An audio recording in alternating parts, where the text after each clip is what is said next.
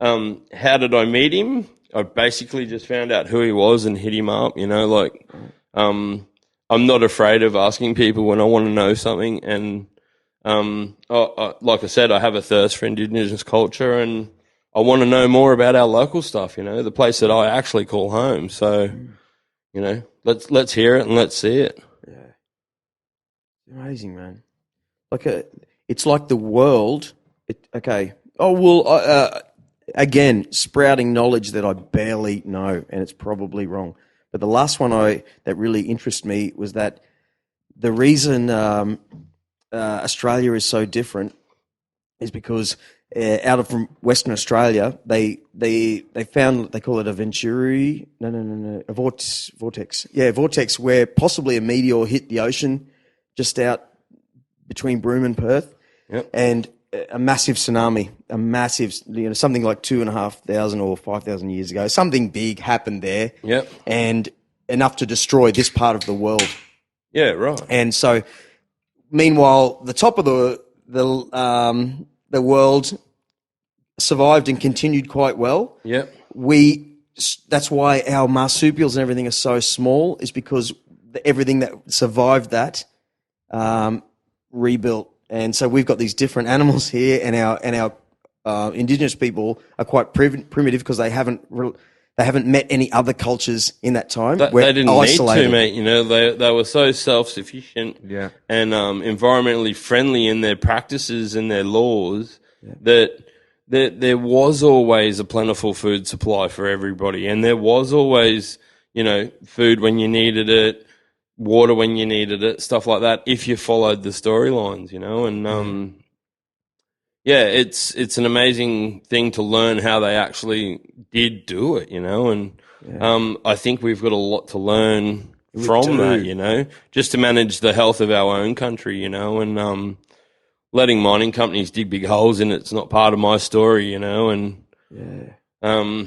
we've done it under a pretense of greed, basically, and hopefully sooner or later the country wakes up and kind of works out that that's got to change. We can't be focused on feeding that corporate dollar anymore, just for the sake of making another mega million profits, It's kind of ridiculous because at the end of the day, the only thing that's positive, you might say, is numbers on the computer screen. That's basically it. And it destroys, and this is going around the planet, it's going around the planet. And what you said there about the need for, like unevolved, or the need for evolution, they were completely self-sufficient and happy and reliable and in balance. Just as much damage to their property, their earth, as plants and animals. Same thing in places like South America, the American Indian, Africa. When I went to Africa once, and I thought I was going to go to deserts and dead babies and flies. And that place was just lush and green and fruit growing, but it was. I just went, wow! Like, we've been completely lied to about so much of what we believe is out there. Like, we've been at White History. I think there's an English rapper called Alcala, and he once said that white people would rather tell themselves aliens built the pyramids than believe that black people did it. Yeah. We just cannot contemplate that we're not God. And these people we talk about evolution like it's this positive thing. I sound ridiculous saying that, but we talk about like getting away from nature like it's this positive thing, like evolving into this kind of industrialized machine. And it goes, there were cultures out there for millions of years just living in complete sustenance and harmony. And what we do, our culture comes along and stamps all over it, puts dollar signs on it, and cuts, knocks it all back, and erases everything that was before. But with say Europe and everything, there's all these cultures and cities constantly fighting and needing to make homes that are strong enough, and fortresses and castles. Yeah. And so that's a sad part of all it too. Thousands of years of that, and then landing in Australia and going, they don't have a house. Like, they had the Australian people didn't have a need to make homes. Like structures, because no one was invading them. There was no thousands of years of this and that, creating pyramids, so that whatever they were for. But it's incredible. The Indigenous culture here didn't involve creating structure. it was definitely at one with how the world made our country, you know. So Yeah.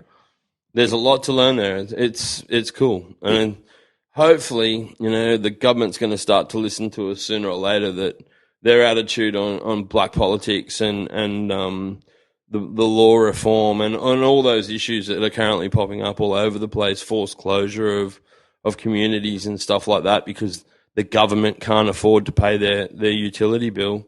We owe them way more than a utility bill, mate, you know, and the government's got to work that out sooner or later, or we're all going to be in a bad position, you know. I don't think the government will ever listen. I just think people will stop listening to the government. That's going to be a global thing. I think people are going to realise, hey, we're heading towards the end of that road, and people are going to go, you know what, this is but you know, then you end up at Waco. People who want to step outside. Well, I have heard other theories. I mean, maybe it's because I hang out with too many hippies, but you know, there is a change to the Days of Aquarius or something like that, which is, you know, more a calm, you know, all community sort of focused event. And, you know, if you believe the stars, then maybe this is all a part of the change that has to happen. Because of how things work eventually, you know. That's what in that book I just finished reading, Fingerprints of the Gods, and in that Graham, what's his name, Hancock, he says that they got this thing called the precession of the equinoxes, which is what the age of Aquarius is. Yep. We go through these like 13,000 year cycles where there's like some kind of almost a negative or a positive magnetic pull on our planet guided by space.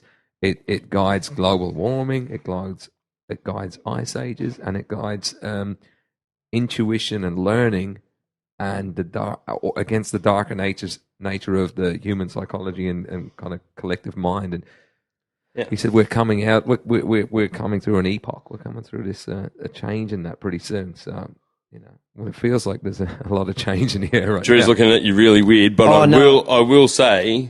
You're not the first person I've heard say it, and I've heard it from people that I regard as a fairly solid intellect as well. You know, they're well researched and well spoken people. One of the main like sort of podcasty sort of things I listen to is a guy called Max Egan, who's actually a good mate of mine's uncle. And listen to Max and have a watch of his channel. The Crow House, I think, is his website. And if you look for Max Egan or the Crow House on YouTube, you'll find him as well. But yeah, if you have a good listen to what Max has got to say, the things that everybody else is saying as well aren't that far off, you know. So maybe it's just a matter of time. We have to wait for the world to kind of finally wake up to this bullshit and get it sorted out. Well, I think it'll just be like how it's been before. Bang, another meteor. Bang, another meteor. You know, that'd be cool. I'm ready. What was his name? I can build a humpy with a rock. I've seen the YouTube video. I'm good.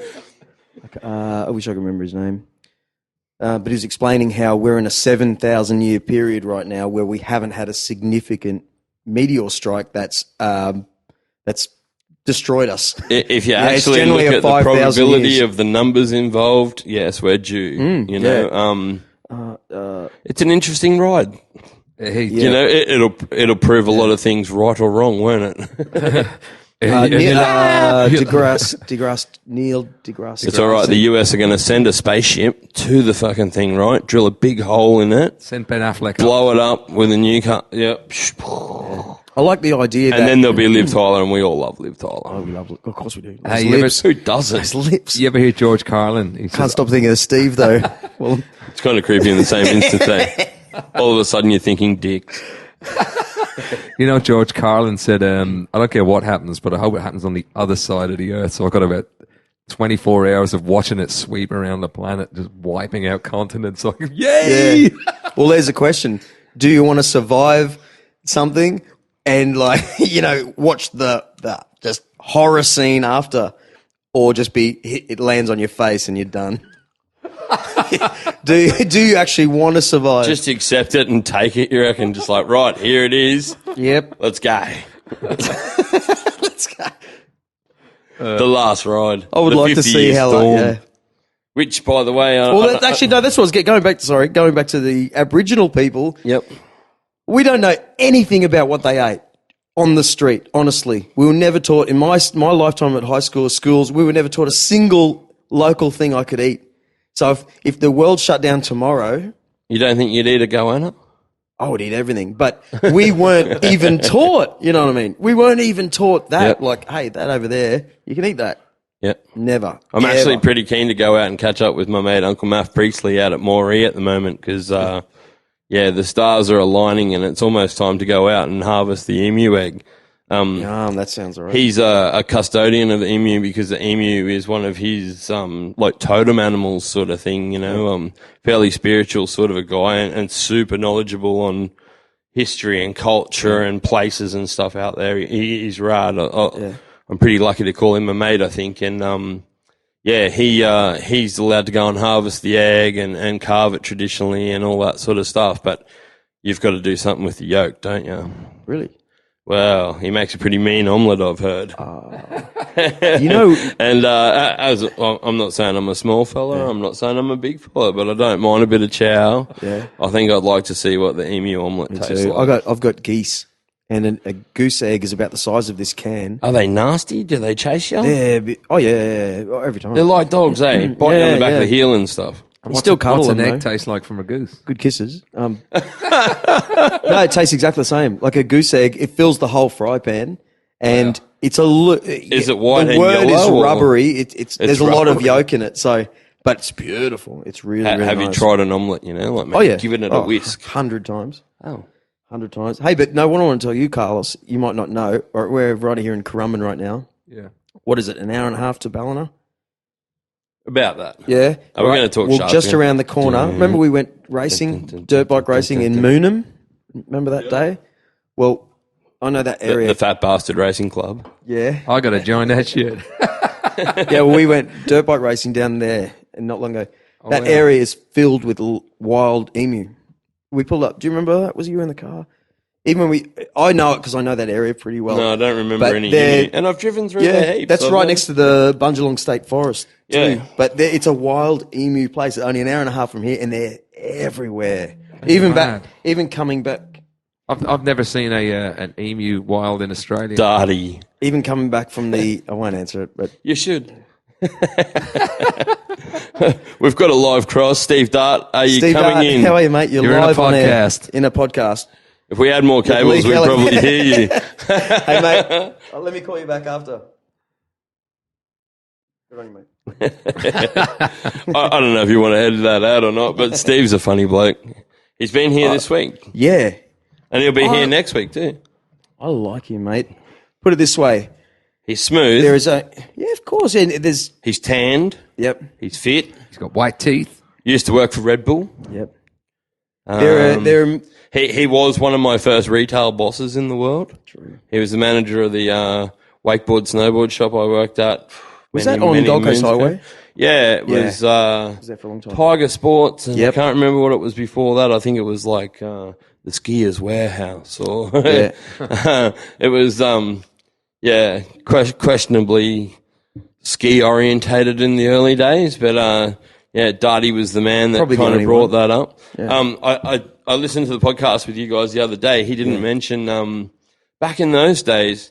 Adam was maybe importing Sims snowboards back in the day, and in terms of early snowboard brands, they were one of the I don't know, not the rule breakers, but they definitely had their technological advances, and their boards were good, and Darty and Adam sold that through the ski shop to a friend, like a whole collection of their mates up and down the east coast of Australia, and man, it was really promising to see a proper snowboard shop on the Goldie back in those days. I remember it well. like- I was thinking it must be that one.